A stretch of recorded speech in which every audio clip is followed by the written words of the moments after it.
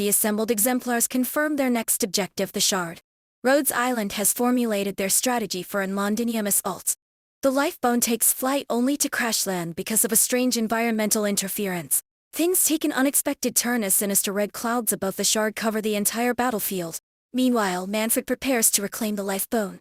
Siege receives intelligence on the Duke of Castor from Trilby Asher, which helps the Rhodes Islanders understand the battlefield and devise their battle plans. The exemplars on Rhodes Island join forces to stop the military commission from bringing the complete descent of Nana M. The Rhodes Islanders search for the blood of TKAZ, a key influence on Nana M, only to find themselves greeted by familiar faces and chased down by a pseudo ram. Led by Siege, the exemplars arrive in Gibsonham, where Horn and Bagpipe reunite. Their reunion is abruptly interrupted by an unexpected visitor, the Duke of Gododin. The Duke of Gododin invites Siege and the exemplars to act on behalf of Parliament, but Siege remains distrustful. Meanwhile, Closure detects the Legion of Natcher Earth. Thanks to timely reinforcements from other Rhodes Islanders, Closure sets up signal towers, restoring communications. Meanwhile, the exemplars on Gododin's forces successfully defend the town of Gibsonham. W. Hodurer and the others defend the Lifebone crash site, but W's mercenaries vanish in the unfamiliar environment. While searching for them, W and her team are attacked by strange monsters. After defeating the strange monsters with her mercenaries, W enters the Confess Arias ruins alone. Meanwhile, a captured WLAH finds an opportunity and escapes from Hodurer. Manfred's troops approach Lifebone with all ULAH's help. W engages QA-Lid OI and unexpectedly learns the truth of Teresa's rebirth. W hears Teresa's echo and finally accepts that Teresa has joined the Myriad Souls. She lays down her burden and prepares to truly face Teresa. The Royal Court's troops attack Lifebone. W makes an explosive entry and meets up with Innes. Manfred sneaks into Lifebone and deals Hodurer a mortal blow. In the Ducal Alliance camp, Siege finds the Victorian soldiers ill-prepared for the drastically different battlefield conditions. Meanwhile, the Natcher King enters the war zone to personally lead his army. The exemplars meet the enemy on the battlefield. The Duke of Castor receives news that Siege has brought the Realm Blade to the front lines. Dublin's forces, led by Eblana, join the battlefield, and the duel between the Duke of Wellington and the Natcher King begins. The Rhodes Island group follows the trail of the blood of TKAZ and makes their way to a Confessorius altar set up on the battlefield. However, they find themselves intercepted by Salus and a number of strange creatures. Amia and the Doctor confront and defeat Salus once more, and the company chases after Salus' route of escape in search of the blood of TKAZ. The Natcher King receives an aid request from the battlefield's rear, and decides to withdraw from the front lines to attend to the matter personally.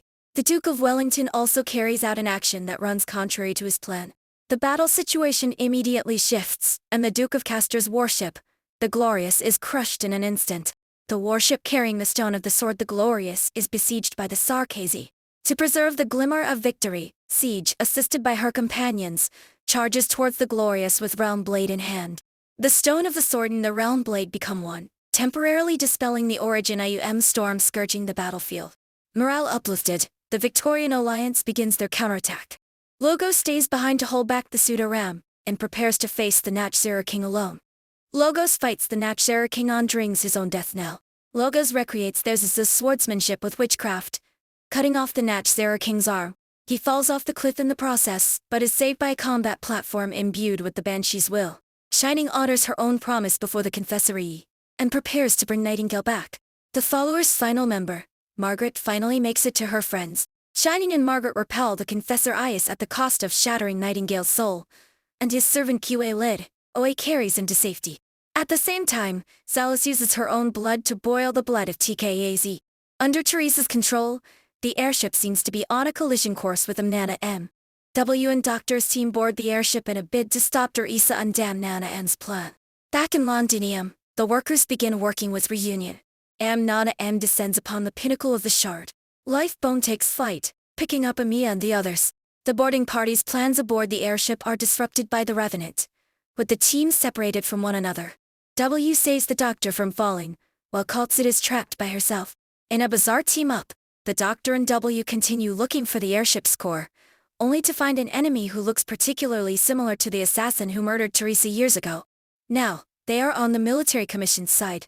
Taking the opportunity of the airship's crystallization, the Doctor works with W to break through the enemy blockade and find the core of the airship. But there's no Teresa here, only the revenant. Amiya overcomes Babel's enemies from the past and hurries over to the Doctor and calls it also successfully breaks free and reunites with the group. Amiya sees the revenant's entire life and prepares for a final showdown. Aids Amiya in confronting the revenant and successfully dismantles its core. The airship begins to go out of control as it loses power, and the wrathful revenant has no further misgivings about attacking everyone in the team. Teresa finally shows as the revenant dissipates, rescuing it and entering an unknown space. The Doctor awakens in an unknown space, accompanied by Priestess. The Doctor leaves that mysterious place, only to appear in Rhodes Island, surrounded by unexpected companions. Within the assimilated universe stands a great tower that touches the sky, and everyone believes that Teresa awaits them at the top. Rhodes Island carries everyone to the tower, and Logo stays behind to face the will of the myriad souls alone. Everyone walks along the path to the top of the tower that touches the sky. When they arrive at the peak, heaven and earth invert. The team encounters the rescued revenant at the top of the tower. It tells them of Teresa's ambition, and Teresa appears with a inspiring presence. The inevitable battle begins. It's a battle between W and Her Highness, and also between Amiya and the Sarkazi king she once admired. Teresa is defeated, but completes her final mission. For a moment, every Sarkazi senses the thorough dissipation of the myriad souls. The Doctor and Amiya bring everyone out of the assimilated universe. Amiya prevents the airship from crashing, and sees something unexpected.